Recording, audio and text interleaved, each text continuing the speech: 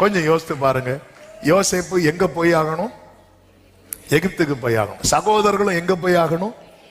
எகிப்துக்கு போய் ஆகணும். கர்த்தர் யார முன்னாடி அனுப்பினார்? யோசேப்ப.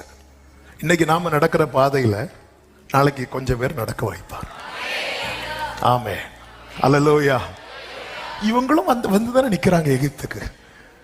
ஆமே, கொஞ்சம் டைம் எடுக்கும். ஆனா அவங்க வர்றதுக்கு முன்னாடி நீ செட்டில் ஆயிடுற. இதுதான் கர்த்தருடைய நடத்தை.